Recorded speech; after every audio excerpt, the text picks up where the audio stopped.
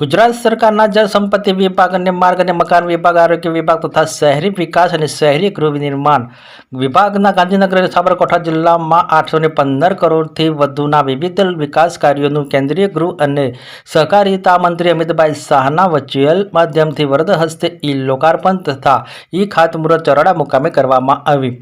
મુખ્યમંત્રી ભૂપેન્દ્રભાઈ પટેલ, રાજ્યના આરોગ્ય મંત્રી પ્રફુલભાઈ પંચારિયા, પાણી પુરવઠા મંત્રી ઈશ્વરસિંહ પટેલની વિશેષ ઉપસ્થિતિમાં ખાતમુહૂર્ત અને લોકાર્પણ કાર્યક્રમ યોજાયો. માણસા તાલુકાના ચરાડા ખાતે કેન્દ્રીય ગૃહ અને સહકારિતા મંત્રી અમિતભાઈ શાહના વરદ હસ્તે 6 કરોડના નવનિયુક્ત સામૂહિક આરોગ્ય કેન્દ્ર ચરાડાનું લોકાર્પણ કરવામાં આવ્યું. આ અદ્યતન કેન્દ્રમાં dialysis, sonography room, operation theatre, special ward અને ઇમરજન્સી સેવાઓ ચરાડા તેમજ આજુબાજુના ગામોના જનમેદનીને ઘર આંગણે ગુણવત્તાયુક્ત સ્વસ્થ સેવાઓ મળી રહેશે. માણસા તાલુકાના બાપુપુરા ખાતે ગુજરાતી સાહિત્યકાર પ્રજ્ઞસિંહ રઘુવીર ચૌધરીજીના સન્માનમાં નિમિત્તે સંસ્કાર ભવન અને પુસ્તકાલય રાણિયાપુરા નવનિર્મિત કોમ્યુનિટી હોલનું કેન્દ્રીય ગૃહ અને સહકારિતા મંત્રી અમિતભાઈ શાહના વરદ હસ્તે લોકાર્પણ કરવામાં આવ્યું.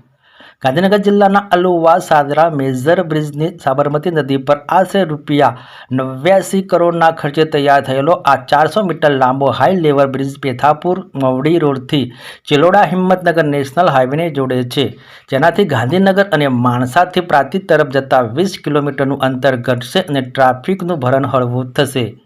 વિજાપુર, માણસા, અલુવા, સાદરા અને પિંઢારા સહિતના ગ્રામ્ય વિસ્તારોની 1 લાખથી વધુ વસ્તીને આ બ્રિજનો લાભ મળશે. પ્રોજેક્ટથી સાદરા ખાતેની શૈક્ષણિક સંસ્થાઓના વિદ્યાર્થીઓ અને સુપ્રસિદ્ધ જક્ષણી માતાના મંદિરે આવતા શ્રદ્ધાળુઓ માટે અવરજવર સુગમ બનશે, તેમજ સ્થાનિક ખેડૂતો તેમના કૃષિ ઉત્પાદનોને ઝડપીથી અમદાવાદ, ગાંધીનગર માર્કેટ પહોંચાડી શકશે, જેથી સમગ્ર ગ્રામ્ય અર્થતંત્રને નવી ગતિ મળશે.